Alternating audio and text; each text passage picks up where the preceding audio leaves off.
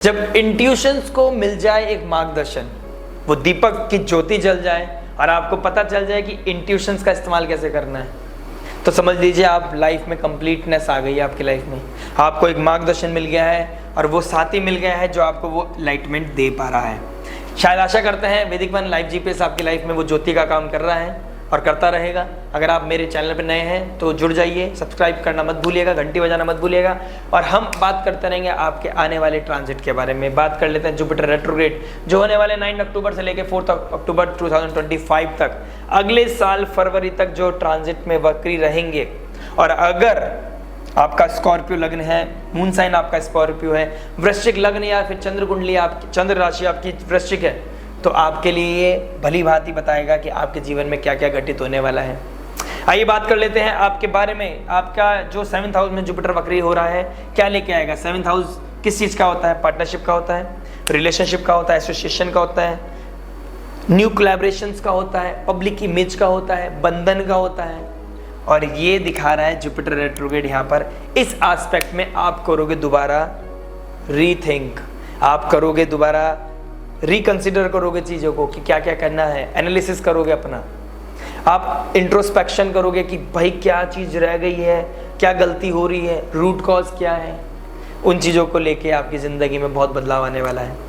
अगर आपकी कुंडली में ऑलरेडी नेटल चार्ट में जन्म कुंडली में जुपिटर रेट्रोग्रेड है और अब ट्रांजिट में जुपिटर रेट्रोग्रेड हो रहा है, तो आपके लिए बहुत ही प्रोमिनेंट इवेंट लेके आएगा, बहुत ही प्रोमिनेंट रिजल्ट लेके आएगा आपके लिए। अगर आपकी ग्रह महादशा दशा अंतरदशा जुपिटर की चल रही है, शुक्र की चल रही है, क्योंकि शुक्र की ही राशि में जुपिटर रेट्रोग्रेड हो रखे हैं, तो इसका इम्पैक्ट भी पड़ेगा। अगर आपकी मंगल की दशा चल रही है, चंद्रमा की महादशा अंतरदशा चल रही है, तो आपके ऊपर बहुत ही मेजर इम्पैक्ट लेके आएगा। बहुत प्रोमिनेंट इवेंट्स आपकी लाइफ में घटित होने वाले हैं, क्योंकि जुपिटर 28 नवंबर तक ट्रांजिट करेंगे मृगशिरा नक्षत्र में जो कि मंगल का नक्षत्र है, और उसके बाद करेंगे रोहिणी नक्षत्र में जो चंद्रमा का नक्षत्र है। तो चारों का मिला के हमें देखना पड़ेगा आपके लाइफ में किस चीज़ का मेजर इम्पैक्ट पड़ रहा है। अगर दशा अंतरदशा भी आपके ऊपर चल रही है इन्हीं में से किसी प्लैनेट की, तो आपके ऊपर बहुत मेजर इम्पैक्ट पड़ने वाला है। वक्री को समझ लेते हैं। वक्री वो चीज़ है जब आप अपनी लाइफ में भागा दौड़ी कर रहे हो, अपनी लाइफ में सुबह उठते हो, एक प्रोसेस बना रखा है और रेगुलर वही प्रोसेस चल रहा है, तो अब समय आ गया है अपने आप को स्लो कट डाउन करने का, आपको ठीक करने का और अपना को रीअसेस करने का कि जो मैं कर रहा हूँ क्या पता वो सही है गलत है, जो मेरा सोचने का नज़रिया क्या वो सही है, बिलीफ सिस्टम है क्या वो सही है। जुपिटर ज्ञान के कारक है, विजडम के कारक है, एक्सपेंशन के कारक है, ग्रोथ के कारक है, फाइनेंस के कारक है, बच्चों के कारक हैं। तो इस फील्ड में आपको कहीं ना कहीं एक अल्टीमेट कोई ना कोई गाइडेंस, कोई ना कोई आपको कोई लाइट मिलने वाली है, कोई इस चीज़ से रिगार्डिंग कोई इवेंट होने वाला है आपकी लाइफ में। अगर आपकी प्रोमिनेंट आपका चार्ट इस चीज़ के लिए शो करता है, तो अगर वो भी एक इवेंट प्रॉमिस कर रहा है और ट्रांजिट में भी वो प्रॉमिस हो रहा है, तो दोनों मिक्स करके एक मेजर इवेंट क्रिएट करता है। वही हमारी लाइफ में एक इवेंट का तौर पे बन जाते हैं कि बच्चा हो, मतलब आप कंसीव कर रहे हो, कोई बेबी बर्थ हो रहा है, कोई आप लाइफ में कोई अच्छी लेवल पे ग्रोथ किया आपने, ग्रोथ का कारक भी है, एक्सपेंशन का कारक है, कहीं आपने ट्रांसफ़र होना, कोई आपको अपग्रेड होना किसी लाइफ में, तो वो भी आपका जुपिटर दिखाता है। ठीक है, मेजर एस्पेक्ट को और पीस को भी आपके जुपिटर दिखाता है। तो खुशी, कोई इवेंट होना, उसकी खुशी महसूस होना, वो भी जुपिटर के कारक होती है। और अगर कहते भी हैं अगर आपकी कुंडली में जुपिटर की पोजीशन अच्छी है तो कितने लाखों हजारों दोषों को दूर कर देता है अकेला मात्र जुपिटर, और जिसको टच करता है उसको सोने का बना देता है, गोल्ड का बना देता है। इतनी पावर है जुपिटर के अंदर। आपके 7th हाउस में आके क्या बताएगा आपको।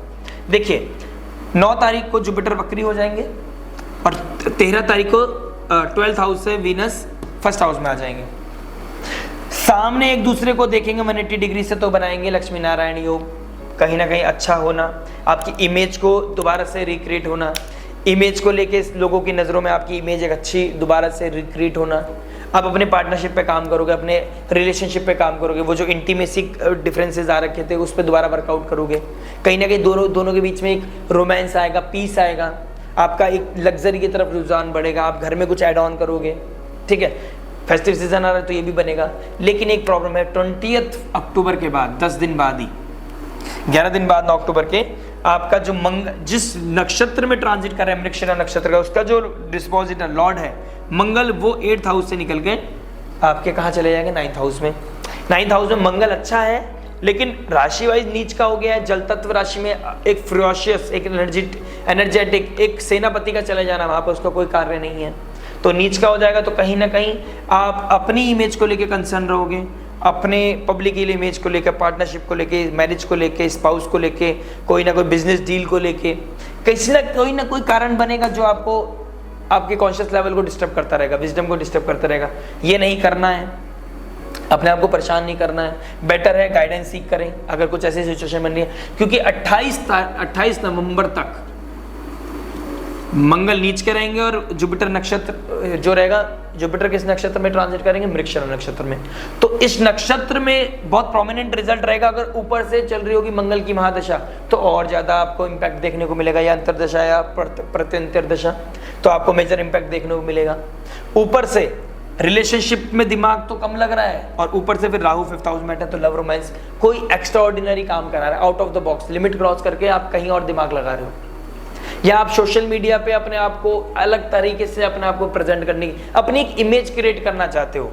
लेकिन जुपिटर अगर आप करना चाहते हो तो जुपिटर आपको रीथिंक करने पे मजबूर करेगा, क्या आप सही मार्गदर्शन कर रहे हो, क्या आप सही रास्ते पे चल रहे हो, क्या वो सही जो बिलीव है आपका वो सही है, क्या आपने किसी सब्जेक्ट मैटर एक्सपर्ट की एडवाइस ली, क्या आप कुछ भी कर रहे हो लाइफ में, आपको कोई आइडिया नहीं है। तो ये समय काल है जब आपको आइडिया भी हो जाएगा और आपको समझ भी आ जाएगी, क्योंकि सूर्य का नीच का हो जाना 15 अक्टूबर को, 20 अक्टूबर को मंगल का नीच का हो जाना है, कर्म का कारक पहले से वक्री है, स्लो डाउन, वक्री मतलब स्लो हो जाना, पीछे मुड़ के देखोगे तो भाग तो पाओगे नहीं आगे, पीछे मुड़ के देखोगे तो पेंडिंग कर्मा जो है उसकी तरफ ध्यान जाएगा, और पेंडिंग कर्मा की तरफ ध्यान जाएगा तो ऊर्जा लगेगी वहां पर, अपनी पुरानी अधूरी चीजों को पूरा करोगे, कमिटमेंट को पूरा करोगे, कोई संबंध में बंधे थे तो वो कमिटमेंट पूरा करना पड़ेगा, कोई पार्टनरशिप लव रिलेशन था उसको पूरा करना पड़ेगा, लव रिलेशनशिप को बीच में छोड़ दिया था उसका दोबारा वापस आना, उससे बात होना, ये सब चीजें होंगी।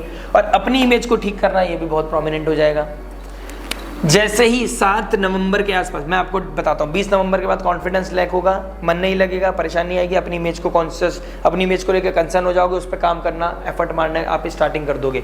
आपको पता चल जाएगा भाई मुझे बहुत जल्दी अपने आप को ठीक करना है, अपनी सोशल मीडिया को ठीक करना है, अपनी इमेज को ठीक करना है, अपने लव रोमांस को ठीक करना है, अपने मैरिज रिलेशनशिप को ठीक करना है, अपनी पार्टनरशिप को हील करना है, ठीक करना है।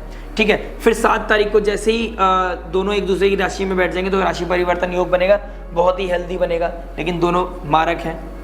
मेटेरियलिस्टिक लाइफ में कोई बात करूँ तो इसके लिए अच्छा है, बहुत अच्छी ऊर्जा मिलेगी, फाइनेंस बढ़ेगा, ग्रोथ बढ़ेगी, एक्सपेंशन होगा, अच्छी न्यूज़ मिलने को मिलेगी। फैमिली में शायद कोई एक एड ऑन हो जाए, फैमिली में कोई एड ऑन हो जाए, ठीक है, कोई कंसीव किया हुआ है तो फर्टिलिटी इश्यूज आएंगे, कोई कंसर्न आ सकती है तो मेडिकल हेल्प जरूर लें, लास्ट मोमेंट में कोई दिक्कत आ सकती है इस चीज़ का ले, लेकिन कहीं ना कहीं टेक केयर कर लेगा, जुपिटर फर्स्ट हाउस को देखेगा, हील तो करेगा, लेकिन कोई ना कोई प्रॉब्लम्स दिखेगी, फर्टिलिटी, क्योंकि जुपिटर का वक्री हो जाना शुक्र की राशि में सीमेन को खराब करना, एक्स्ट्रा ऐसा भी हो सकता है आप क्योंकि अपने से अष्टम चले गए तो क्षति पहुंचना, अपने सीमेन को लॉस करना, अपनी ऊर्जा को लॉस करना, सेक्सुअल हो जाना, सेक्सुअल ड्राइव बढ़ जाना, अपने आप को कोई मतलब अपने आप पर कोई कंट्रोल ना होना या किसी की तरफ अट्रैक्ट हो जाना, ऑल ऑफ सडन चीजें होंगी, ऑल ऑफ सडनली हो जाएंगी। तो लेकिन मेटेरियलिस्टिक लाइफ के लिए अच्छा है। फिर 28 नवंबर के बाद जब ट्रांजिट होगा तो दिमाग को एक मतलब होता है ना, एक ओपन अप होगा, एक प्रकाश आएगा, लाइट आएगा, फिर आप अपनी जर्नी, एक्चुअल जो जर्नी स्टार्ट होगी 28 नवंबर के बाद होगी। उससे पहले तो आप अपने आप को मंथन ही करते रहोगे, और ये बहुत अच्छा, ये भी बहुत इंपॉर्टेंट मंथ होता है, टाइम होता है जब आपको मंथन करना पड़ता है। अपने ऊपर मंथन करके आपने ये समझ लिया कि मेरे को कैसे हील करना है, कौन सही पर्सन है, किससे गाइडेंस लेनी है, कौन मेरे लिए मास्टर हो सकता है, कौन मेरे लिए डॉक्टर हो सकता है, कौन मेरे लिए हीलर हो सकता है, कौन मेरा फ्रेंड हो सकता है, किसके साथ कितनी बात करनी, अपनी एनर्जी को किसके साथ शेयर करना। मैं आपसे बात कर रहा हूँ ना, तो ये भी एक एनर्जी आपको प्रोवाइड करा पा रहा हूँ। अगर मेरे अंदर वो साधना नहीं है, मेरे अंदर वो ज्ञान नहीं है, तो मैं आपको क्या ही बता पाऊंगा, कैसे मैं 10-10 मिनट 15-15 मिनट की वीडियो बना पाऊंगा आपके लिए, क्योंकि मैं आपसे ऑथेंटिक बात करने की कोशिश करता हूँ। तो आपको भी समझना होगा किससे मुझे बात करनी है, किससे नहीं करनी है। अपनी एनर्जी को इतना सेक्रेट रखना, क्योंकि 8th हाउस की जो एनर्जी होती है आपको समझना है किसके साथ मैं क्या चीज़, इंटीमेसी कैसे रख रहा हूँ। बात करना भी एक इंटीमेसी है, किससे क्या चीज़, जैसे बात जिससे लोगों से उठना बैठना होगा वैसा प्रभाव आपके जीवन में पड़ने लग जाता है। तो मैं चाहता हूँ कि गुरु तुल्य लोग आपके जीवन में ज़्यादा आए, आपको जो राहु की एनर्जी को कम करें। क्रिएटिविटी में यूज करना है राहु की एनर्जी को। तो सोशल मीडिया से कोई काम करते तो क्रिएटिव काम करें, लेकिन आउट ऑफ द लिमिट नहीं जाना है, एक्सेस काम नहीं करना है, ठीक है। अपने आप को भी टाइम देना है और अपनी एनर्जीज का ध्यान रखना है। राहु यही बताते हैं, क्रिएटिविटी एनहेंस करेगी, बहुत अच्छा जाएगा। द मोमेंट यू क्रॉस 28 जनवरी, जैसे ही शुक्र आपके फिफ्थ हाउस में आ जाएंगे, 7th हाउस का लॉर्ड 5th हाउस में आना, 12th हाउस का लॉर्ड 5th हाउस में आना, मतलब एक्सपोनेंशियल ग्रोथ, कुछ ऐसा लाइफ में एक्स्ट्राऑर्डिनरी होना।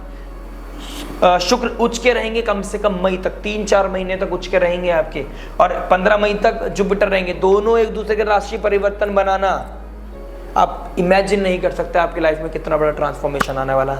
आप कहाँ बैठे हो और कहाँ बैठने वाले हो, you can't imagine even, but you really need to take care. 28 जनवरी जाने से पहले अपने आप को हील भी करना है, अपने आप को ठीक भी करना है, और अपने पास वो गैजेट होने चाहिए जिसको आपको आगे आने वाले समय में यूज करना है। कौन सी अर्जुन की आंख हो सकती है, एक कॉन्सेंट्रेशन एक टाइम पे, क्योंकि multiple jack of everything master of none, ये पर्सन नहीं बनना है। और रेट्रोग्रेड जुपिटर ऐसा कर सकता है आपके साथ, क्योंकि जुपिटर रेट्रोग्रेड होने के बाद इंसान के अंदर मल्टीपल एनर्जीज आ सकती हैं, एक टाइम में वो 3 जगह दिमाग लगाता है। तो वो चीज़ें आपको कंट्रोल करनी पड़ेगी, अपनी इमेज को टेक केयर करना पड़ेगा, आपको ध्यान रखना पड़ेगा कि मेरे को कब किसके साथ कैसे क्या चीज़ें चलानी है। अगर आपने इस चीज़ को समझ लिया, आपकी लाइफ में अबंडेंस, प्रॉस्पेरिटी और कितने दरवाजे खुलने वाले हैं आपके पास जो आपको सक्सेस की तरफ लेके जाएंगे।